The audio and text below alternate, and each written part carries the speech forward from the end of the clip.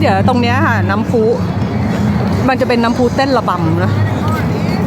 แต่ตรงเนี้ยต้องระวังมิจฉาชีพจะเยอะ yes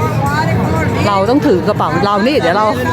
าก็จะมายืนเอาตรงข้างหน้าเนี่ยคนก็จะมารอเดี๋ยวเราหามุมเฮ้ยเราไปข้างหน้านู้นดีกว่าไหมที่นี่เหรอคะตอนนี้6:25ค่ะ6 โมงเย็น6:25แล้วก็มืดตอนนี้มันจะมืดไวเพราะว่ามันเป็นหน้าหนาวประมาณ4 โมงครึ่ง5 โมงเนี่ยมืดแล้วนี่กับ2 ทุ่มอ่ะแล้วก็แถวเนี้ยคนจะสูบกัญชาเยอะมากกลิ่นแบบกัญชาใช่ค่ะเพราะว่าถือป้ายคือตอนแรกอ่ะวางแผนว่าจะส่งพี่ฟ้าตอนไปอินโดอ่ะจะบินวันเดียวกันก็เลยเตรียมป้ายมาด้วยแต่ปรากฏว่าพี่ฟ้าเปลี่ยนวันใช่ไหมจากวันที่3เป็นวันที่4 ตุลาก็เลยป้ายก็เลยติดกระเป๋ามาด้วยเลยว้ายระวังเมาเหรอไม่เมาอ่ะไม่เมาหรอกแต่ระวังแบบว่าจนมากกว่าเล่นสล็อตเล่นกันขนาดนี้ก็ sorry here you go come on นี่EF โหแต่แสงดูสิ EF กับเบลาชิโอนะคะ no I think you can't see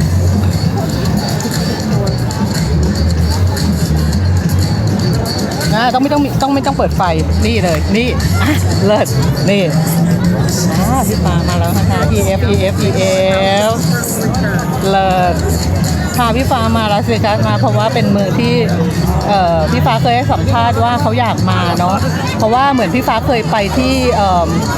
ไอเนี่ยอะไรนะมาเก๊าอะเนาะแล้วเขาช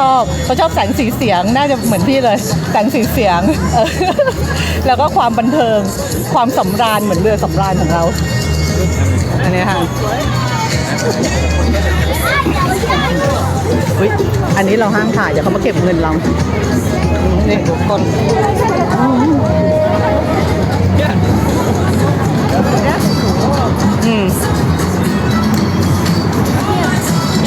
ฮะตรงนี้ว่างกว่าเยอะนี่เดี๋ยวลอง You have CL ใช่ไหม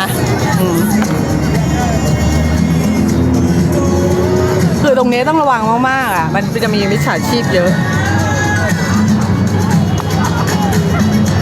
อีกฟ้ามาดูเหรอเดี๋ยวจุ๊ดจูดแล้วจูดนี่มาพามาแล้วนะไหนเย้EF มานะโอเคเอียงมาทางอีกด้านหนึ่งหน่อยค่ะไปด้านนู้นอีกด้านหนึ่งตรงข้ามโนพี่ฟ้าอันนี้พาดิอันนี้ด้านนู้นอยู่นี่อย่า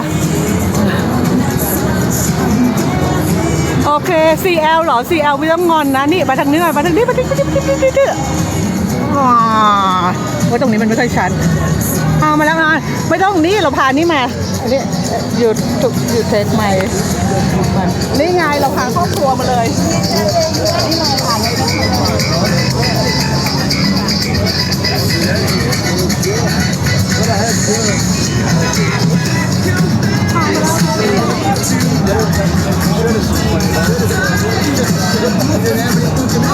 แล้วนี่โรงแรมบอส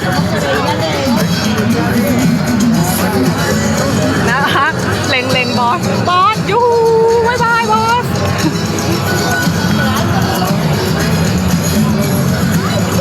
ค่ะครอบครัววลาตินมาเที่ยวด้วยนะคะหวังว่าวันหนึ่งพี่ฟ้ากับน้องชาได้มานะได้มาจริงๆนะอยากให้มาจริงๆเพราะว่าลาสเวกัสก็เป็นเมืองที่ชอบมากๆเมืองหนึ่งก็เลยดีใจที่พี่ฟ้าชอบลาสเวกัสเหมือนกันแล้วก็หวังว่าน้องชาก็น่าจะชอบเหมือนกันเพราะว่ามันเป็นเมืองคนบาปใช่ป่ะซินซิตี้นะคะที่ลาสเวกัสเขาเรียกว่าซินซิตี้ใช่ป่ะยังไงดีเราจะเดินไปตกใจ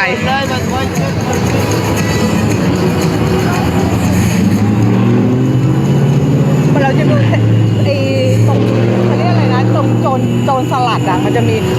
อันนี้ก็สวยเดี๋ยวเราพาไปนี่ดีกว่าซีซ่าโรงแรมนี้สวยซีซ่าพาเลสไปไหม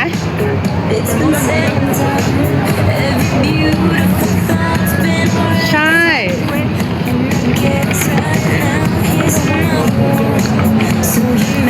ไม่ได้อยู่ LA ค่ะ I'm in now in Las Vegas with EF ฮะแอนครอบครัววลาตินนะคะ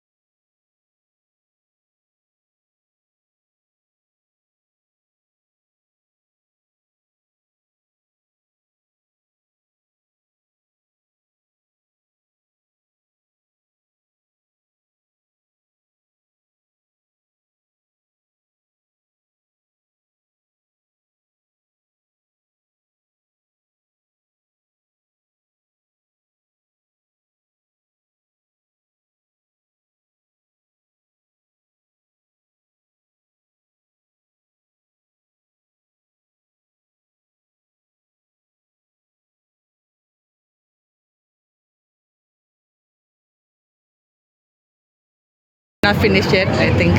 No? yeah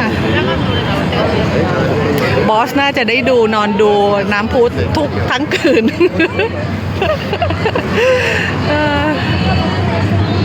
วันนี้สั้นปกติมันจะยาวมันน่าจะมีไฮไลท์นะ Maybe still more because the color is still blue. อันนี้โรงแรมบอสใช่ไหม Yeah. Yeah. The Cosmo. Cosmopolitan นึกว่าอยู่ไปเลยใช่บอสอยู่ Cosmo ใช่จริง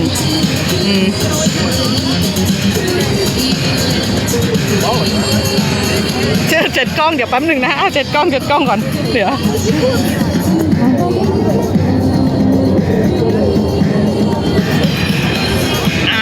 นี่ไงใช่ไหมอ๋อมีพี่ฟ้า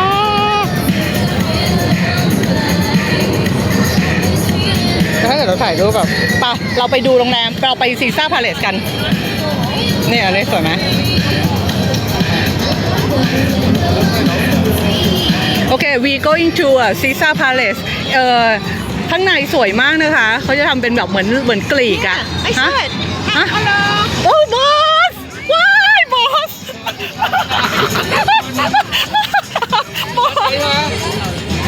กำลังไลฟ์อยู่บอสเจอบอสโอเคเดี๋ยวเจอบอสแล้ว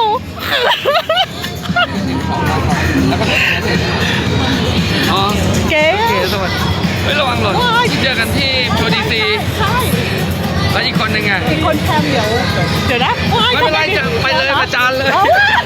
ได้ไลฟ์อยู่ไลฟ์อยู่บอสทักทายหน่อยสวัสดีเจอบอส อ้าว โอเค โอเค ตกใจเจอบอสหุยตาดี ตาดีมากเสื้อมันคือชอบหมวก เหรอนะบอสชอบหมวกด้วย โอ้ยตายแล้วมันมืด นี่ไม่ ไม่เป็นไรไม่เป็นไร พาเขามานี่พาอิงฟ้ามาด้วยนะนี่ให้ถ่ายกับบอส ไม่โนให้อิงฟ้าอยู่กับบอส EF ปึ๊บ อยากได้ อยากได้หมวกอ่ะ เดี๋ยวไปหา ให้หมวกบอสไหมล่ะ ไม่เอาอย่า เหรอโอ้โห ผมไปหาซื้อเอา เออ เนี่ยไอ้ โอเค ฟ้า นี่ไงให้บอสถือ แล้วเดี๋ยวถ่ายรูปอ่ะนี่บอสนี่ไงพามาแล้วนะนี่นะพี่ฟ้า เย้น่ารักมาก โอเค ข้าวเลยนะ ได้เอาไปนี่ใส่เสื้อมาเสื้อนี่เราด้วยนะเนี่ย เสื้ออะไร นี่ไงวาราตินไง นี่ไง เป็นพันธุ์แท้ ทำคอนเทนต์ด้วยกันอ้าวบอสว้ายไหนแล้วไหนล่ะแต่เอาเสื้อให้ดูนะให้เสื้อให้ดูขำ แบต จะให้หน่อย ว้าย อะไรครับเดี๋ยวผมใส่เอาไปด้วยนะ เอาไปด้วยถ่าย เดี๋ เดี๋ ย ยว ว พรุ่งนี้นัดทานข้าวกัน โอเคเดี๋ยวนะแป๊บนึงนะเขาถามว่าบอสรู้จักวลาตินหรือเปล่าเดี๋ยวนะคะโอเค one two three yes เลยลืมชื่อเล่นอะไรเก๋ก้อยเก๋เนี่ยผมพักอย่างนี้ฮะ ใช่ไม่อกี้บอกว่าบายบายบอสอย่างบายบายบอสเลยนี่อยู่ 53 โอ้ 53เลยเหรอคะ อยู่นี่เลยเห็นบอสเลยอยู่นี่เลยอยู่ปารีส ก็สูงเข้าป้ายทางไหนข้างบน เห็นแล้วตอนดูเขาเห็นบอสไลฟ์อยู่ไง มีทั้งหมด70ชั้นครับ50 อืม อันนี้สูงมาก สูงมาก พรุ่งนี้จะพาไปกินได้รายได้ ได้เหรอ คนดูอี ว้าก ย คน คนดูเราเรียกไปเรียกพี่ฟ้ามาดูเอ้ยเขาถ่ายละครอยู่ ได้ วันเนี้ย ถ่ายซีรีส์อยู่ เขาถ่ายซีรีส์ใช่ไหม 2 คน เขาดูไม่600 กว่าคน632 จองทริปที่อร่อยที่สุดในเมืองไปให้ โอ้ ไป Google Search ได้เลย โอ้โห เป็นซี่โครงหมูที่อร่อยที่สุด มันต้องจองล่วงหน้า โอ้ จองไว้ผมจะเลี้ยงเพื่อนๆที่นี่พี่ๆ1 2 3 4 5แล้วจองเผื่ออีก3 6 7 8คนละซี่โครงหมดไปครึ่งเมืองอะไปแล้วเดี๋ยวผมมีนัดทานอาหารอิตาลีแล้วก็เดี๋ยวผลกระแสมาให้ผมสแตนบายก็เรื่องเดิมนะฮะแต่ผมให้ข้อมูลเยอะไปหมดแล้วเยอะมากผมอยากพัก ลุ้นมากเลยอ่ะ ไม่ต้องลุ้นหรอกครับมันชัดมาก ไปแล้วเอามาสวัสดี เดี๋ ก่ ย อน วอ่ะ สวัสดีนะ เดี๋ยวให้บอสถึงอีกที ไม่เป็นไร บายบายให้บอสที่มาแล้วจริงๆนะอิงฟ้าฮัลโหลบายบาย นี่ดูดิแฟนคลับอเมริกันที่ต้องพามาเปิดคอนเสิร์ตที่อเมริกานะ ใช่ต้องทำให้ได้บอสต้องพาพี่ฟ้ามาพี่ฟ้าและน้องชามา เอเธอ ลาเซกาสวยไงเขาอยากมาไงบอสอุ้ย ว้าย Enjoy โอเคค่ะ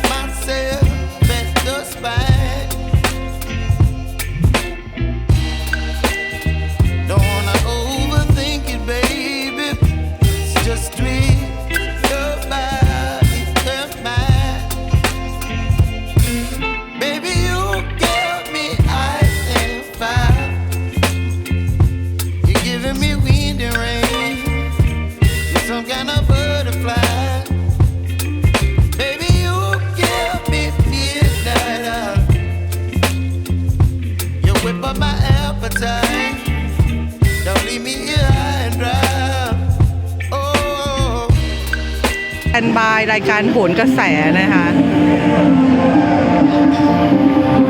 แล้วคือพี่ที่มาด้วยกันน่ะเขาตาดีมากไงเขาเห็นไง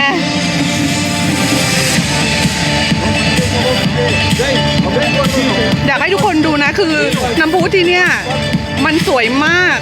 ปกติถ้าเกิดเป็นวันแบบวันนี้ก็วันอาทิตย์เนาะแต่วันศุกร์เสาร์อาจจะคนเยอะอยากให้ทุกคนได้มาเห็นนะคะ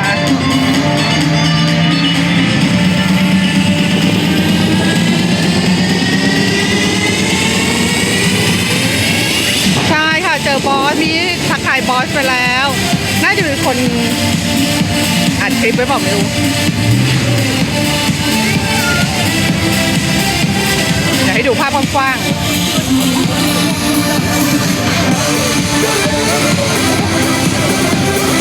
เย้เอาอิงฟ้ามาด้วยนะ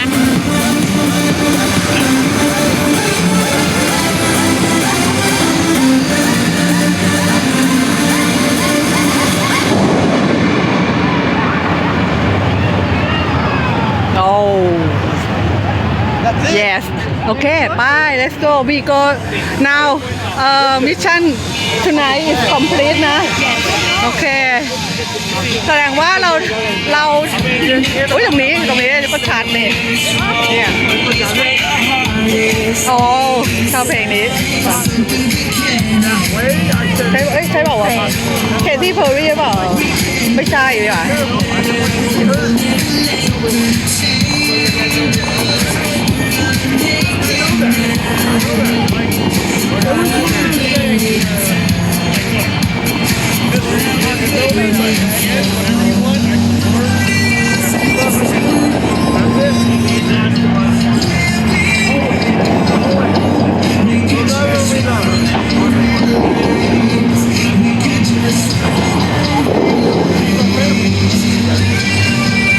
next month ค่ะ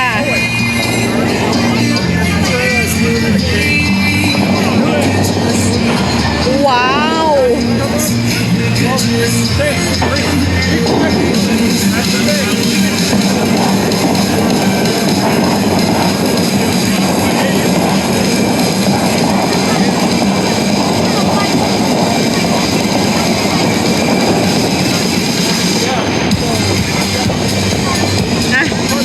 EF มาแบบนี้ก่อนนะ EF น้องชาก็มากับ EF นะอยู่ในใจพี่ EF ไปแล้วโอ้อยากให้มาโอ้มา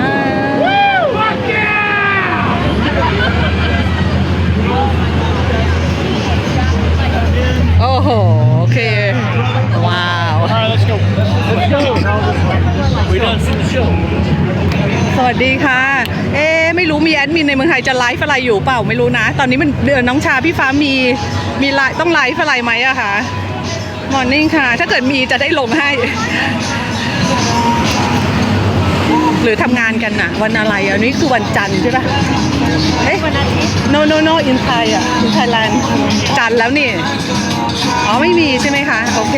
น้องถ่ายซีรีส์มั้งเนาะ You guys want to try น้องถ่ายซีรีส์นะคะเมื่อกี้นี้ใครเพิ่งเข้ามาโอเคอดเจอบอสนะเมื่อกี้นี้โลกเขาเรียกว่าดวงเราสมพงษ์กันเนาะดวงเราสมพงษ์กลิ่นกัญชาโหว่าจะลองกัญชาดีไหมเนี่ยไม่เอาเนอะเดี๋ยวติดขึ้นมาแล้วกลับไทยลำบากอันนี้เราอยู่ตรงข้ามก็จะเป็นปารีสนะคะโรงแรมปารีสนี่ปารีสนะ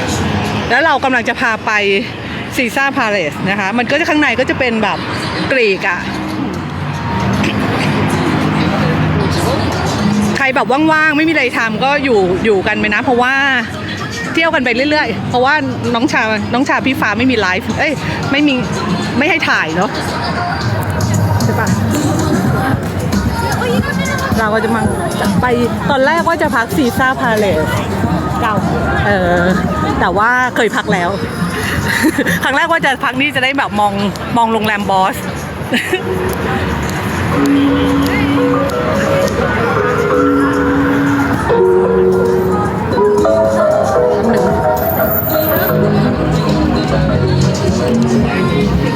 เจ จอบอสแบบงงๆใช่พี่ที่มาด้วยพี่สาวนะคะ พี่สาวเขาตาดีมากใช่ป่ะเมื่อกี้นี้บอกว่าอุ้ยเจอแล้วใช่ป่ะหันไปแล้วเจอเหรอคะหรือว่าไง ไปแล้วเจอ หันไปแล้วเจอโหแล้วจำได้ด้วย ได้ โอ้โห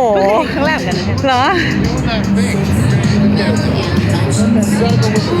I take photo for you แล้วดิ อยู่อเมริกาค่ะ แม่ชิมชื่อ อ่าฮะไม่เป็นไรถ้าเกิดไม่มีคนอัดคลิปเดี๋ยวจะกลับไปอัดแล้วเดี๋ยวให้ที่น้องแอดมินลงแอดมินที่ไทยตัดต่อให้ก็ได้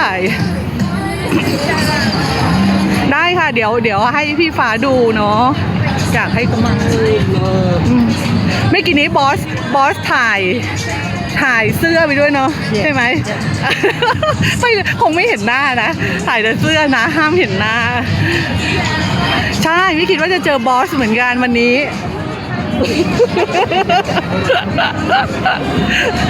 วันนี้ไม่คิดว่าจะเจอเหมือนกัน เราแค่พูดขำๆนะว่าเรามองแบบเหมือนหมาวัดมองอะไรนะ มองหลังคาบ้านอะหลังคาที่พักของบอสอะไรอย่างเงี้ยแล้วปรากฏบอสเดินผ่านมาเฉยเลย เอาดีๆถ้าเกิดมาคนเดียวก็ไม่ได้เห็นนะเพราะตาไม่ค่อยดี ก็ถ่ายรูปไหมเห็น ใช่ดวงสมพงษ์มากขอให้วันนี้พูดอะไรก็ขอให้เป็นอย่างนั้นขอให้พี่ฟ้าและน้องชาได้มีโอกาสมาที่อเมริกานะคะโดยพี่ฟ้ามาลาสเวกัสเนี่ยเพราะว่าพี่ฟ้าเคยให้สัมภาษณ์ว่าเขาชอบเมืองลาสเวกัสมากแล้วก็ถูกใจพี่มากเพราะพี่ก็ชอบลาสเวกัสมากก็เลยอยากให้เขามีโอกาสได้มาเพราะว่ามันเป็นเมืองที่สนุกมากแต่ก็เป็นเมืองที่เขาเรียกว่ามีแดนแหล่งโอ้ยนี่ให้ดูด้านนี้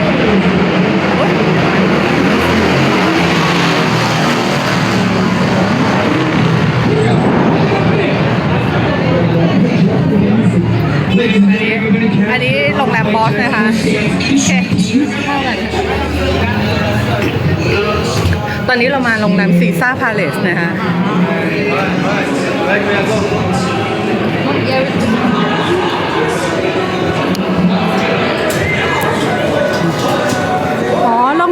อีกอันนึงทุกคนนะคะแอดมินทุกคนที่แบบอยู่ในด้อมเอาจริงทุกคนที่ดูอ่ะก็เหมือนว่า VR in the same team แหละเพียงแต่ว่าที่คนที่อยู่อ่ะที่แบบไลฟ์ให้ก็อยากแบบเหมือนแบ่งปันความสุขอะไรเงี้ยให้นะคะแล้วก็แบบมีหลายคนที่แบบว่ามาหลังไมค์อะไรเงี้ยแบบว่าอยากซัพพอร์ตนู่นนี่อะไรเงี้ยเราก็บอกแล้วว่าเราบอกว่าเราไม่รับหรอกนะอะไรเงี้ยถ้าเกิดแบบอยากให้กำลังใจก็เนี่ยกดไลค์ไปหรือจะกดดอกส่งดอกไม้ส่งหัวใจอะไรในไลฟ์ก็โอเคเราก็ดีใจแล้วนะคะเพราะเราก็มีความสุขด้วยกันอะไรเงี้ยแต่ก็ขอบคุณมากๆนะคะที่แบบนึกถึงกันอะไรเงี้ยมีคนหลังไมค์เห็นน้องเขาบอกนะมีคนหลังไมค์แบบว่าอยากซัพพอร์ตอยากโอนเงินอะไรเงี้ยให้อะไรเงี้ยเราก็บอกเราขอบคุณมากแต่ว่าไม่เป็นไรนะคะเนี่ยกดมาทางนี้ก็ได้กดไลค์ให้กำลังใจอะไรเงี้ยโอเคแล้ว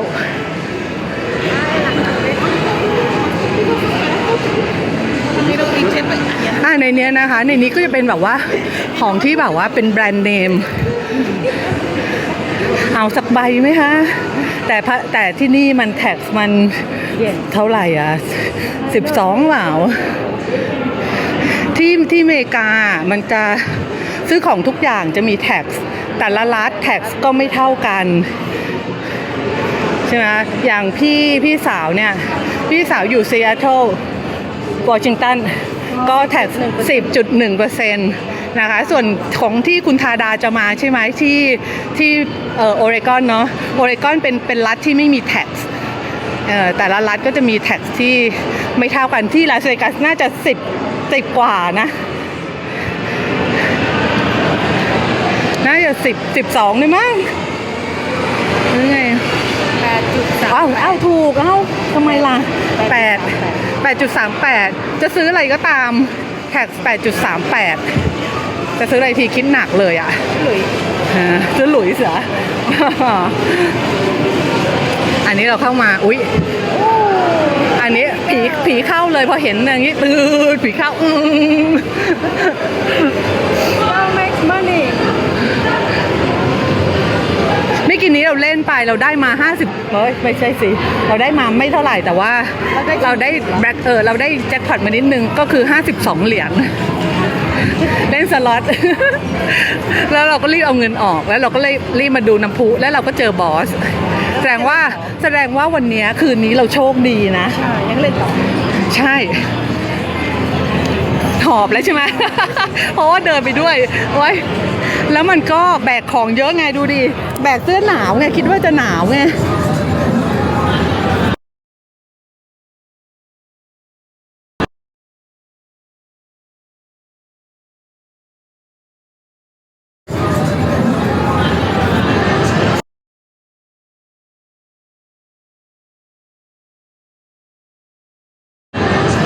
อันเนี้ย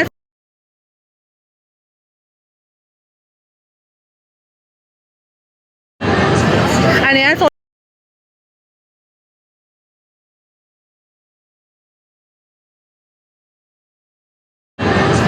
อันเนี้ยโซน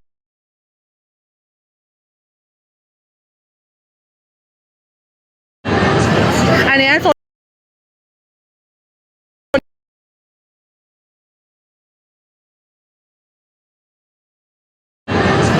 อันเนี้ยโซน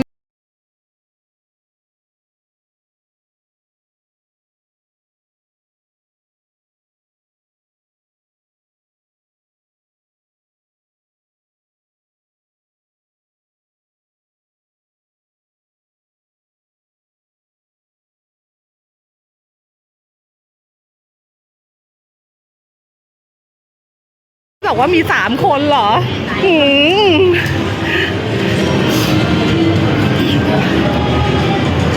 บอสมาหาว่าด้อมเรามีคนดู3 คนชี้ชาเนี่ยค่ะอันนี้เขาห้ามใช่ป่ะแต่ว่าเราก็ทำเป็นเบลอ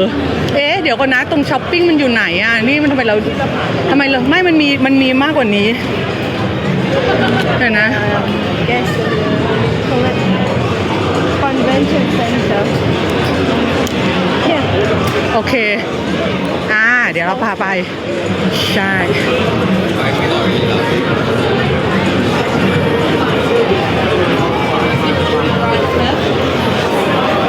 เนี่ยคือจริงๆจะบอกว่าตอนนั้นที่น้องชาที่เขาไปอะไรนะกัมพูชาใช่ไหมคะที่น้องเขาได้หลายร้อยเหรียญเนาะตอนนั้นที่น้องเขาเล่าอันนั้นโชคดีมากเลยนะปกติคนเล่นสล็อตที่แบบจะได้แจ็คพอตมันก็ไม่ได้ง่ายๆนะ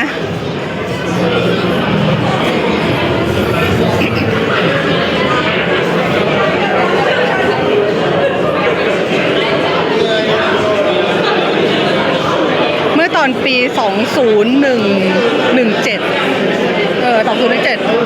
ตอนนั้นมาเขาดาวที่นี่สนุกมาก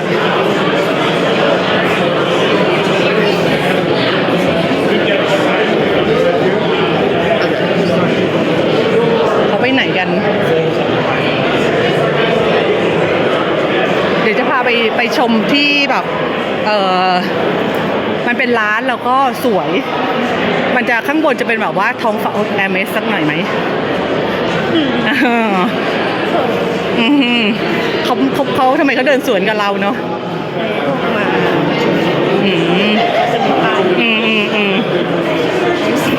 ตอนนี้เราอยู่ในโรงแรมซีซ่าพาเลสนะคะอยู่ในลาสเวกัสนะเดี๋ยวจะพาทุกคนและ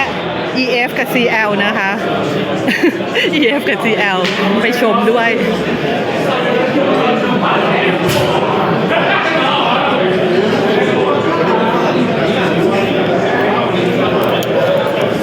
เซฟไลฟ์เหรอคะเซฟยังได้ค่ะพาป้ายพี่ฟ้าและเสื้อวราตินมาเที่ยวค่ะ ไม่รู้จะตอบว่าอะไรดี มาตามหาบอสค่ะแสดงว่าคุณอะไรนะต้นเนาอะไรต้นเนาอ่านไม่ออกสิ42เมื่อเข้ามาใช่ไหมตอนนี้มิชชั่นเรา complete ไปแล้วนะคะเราเจอบอสพูดขำๆวันนี้ว่าเราน่าจะเจอบอส มาเที่ยวเหรอคะอุ้ยมาหลายเดือนแล้วแหละ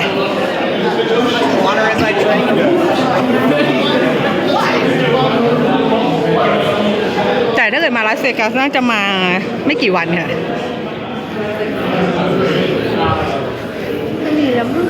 ใช่ไหมอ่ะ หลงทิศหรือเปล่า ตรงนั้นอ่ะ หรอ ใช่ที่เราผ่าน ไม่มันมีมากกว่านั้นจริงๆ ถามเขาไหมถามเขาไหมเบลาจิโอแกรนด์ทาวเวอร์บอลลูมหรือเปล่า โน่นั่นเป็นบอลลูมประชุมห้องประชุมนะโมเนต1 2 3 4 มันมีนะ แต่ว่าต้องถามเขาไหมแต่ว่า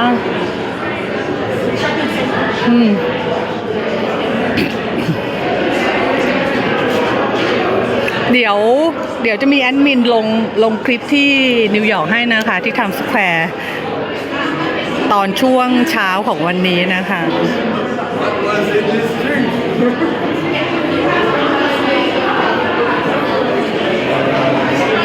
ถ้าจะฝากซื้อของเหรอคุณอิสระเฮ้ยน้องอิสระ ที่เราอันนี้คิดโดน ไอซีเห็นไหมคุณอิสระจะฝากซื้อของก็เปล่า จะฝากหิ้วของก็เปล่า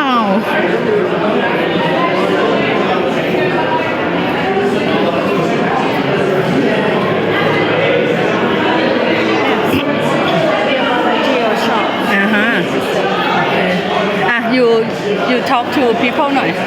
people in life okay I don't know what to say yeah where are we going we just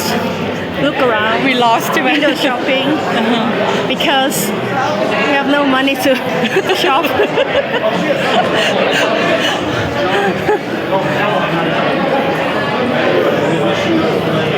ใช่เนี่ยก็คิดถึงไม่ใช่เราไม่ได้คิดถึงเสียงเรา คิดถึงเวลาเห็นน้องๆในที่เมืองไทยแบบตามพี่ฟ้าน้องชาก็ดูไลฟ์ตื่นมาดูไลฟ์เวลาต่างกันอะไรอย่างเงี้ยคอนเสิร์ตอะไรอย่างเงี้ยคอนเสิร์ตแบบที่เมืองไทยแบบ2 ทุ่มใช่ไหมที่ฝั่งเวสต์อเมริกาก็ถ้าเกิด2 ทุ่มก็ประมาณตีห้าก็ต้องตื่นมาดูไลฟ์ละ ชีวิตลำบากมาก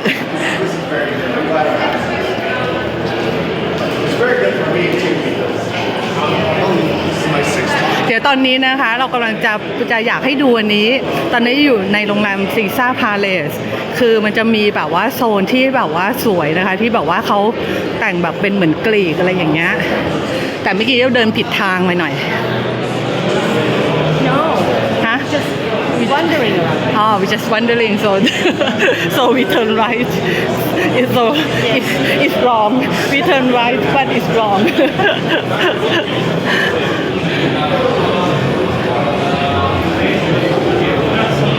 วันนี้เหรอคะวันนี้น้องชากับพี่ฟ้ามีถ่ายซีรีส์ค่ะ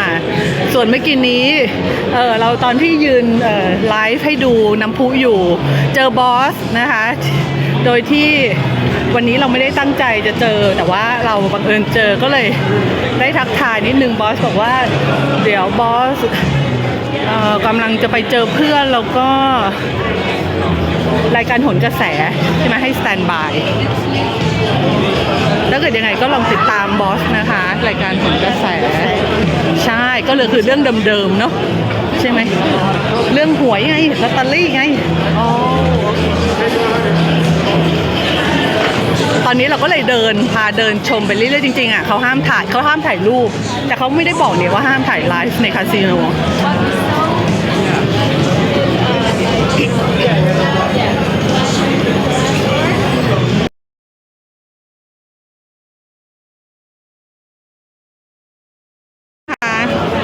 ถ่ายคลิปมาแล้วนะมีเสียงรถไฟใต้ดินด้วยเดี๋ยวลงคลิปน่าจะลงใ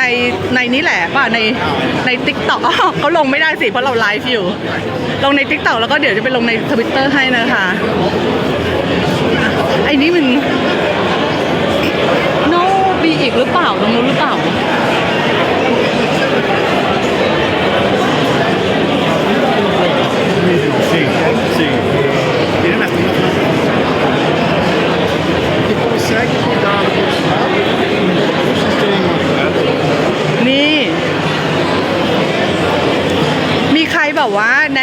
าวว่าโชว์ที่นี่บ้างไหมอ่ะ เราจะไปดูโชว์เต้นนะ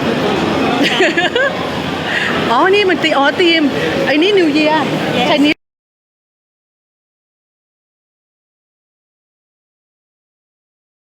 ทีมไอ้นี่นิวเยียร์ไชนีสนิวเยียร์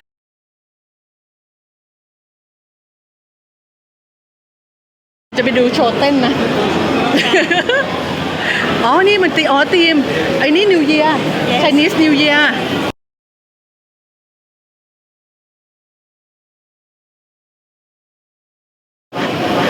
ตรงนี้แหละ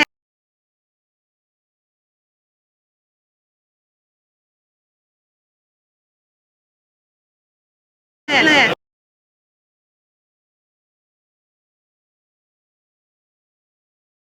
ละ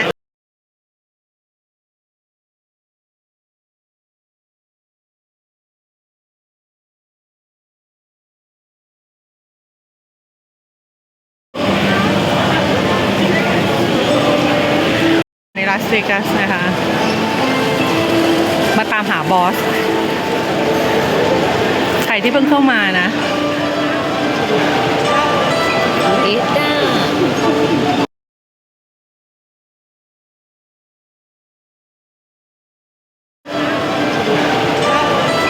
เอ็ดด้า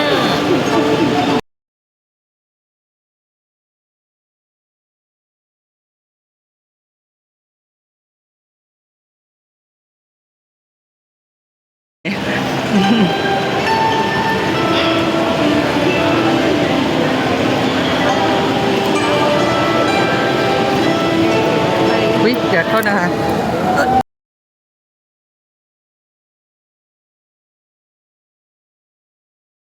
มาดูไลฟ์นะคะ จะได้มีความสุขร่วมกันไปเยอะๆ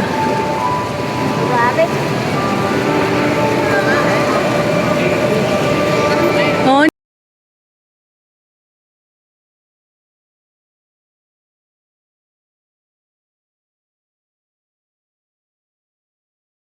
นี่จริงๆ ตรงนี้แหละ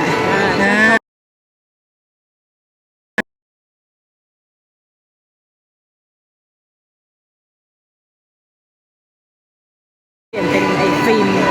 ใช่นี่จริงๆ ตรงนี้แหละเปลี่ยนเป็นไอ้ฟิล์มใช่ใช่ค่ะ แต่ก่อนบนนี้มันจะเป็นที่จะพามาดูมันเป็นแบบเข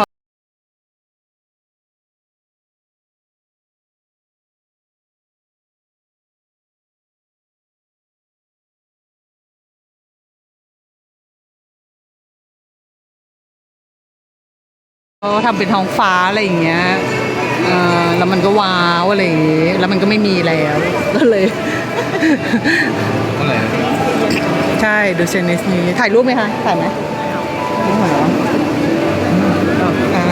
เอา EF มาแล้วกันอ่ะ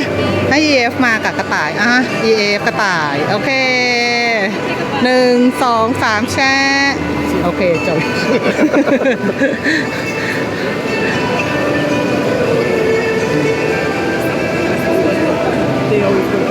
โอเค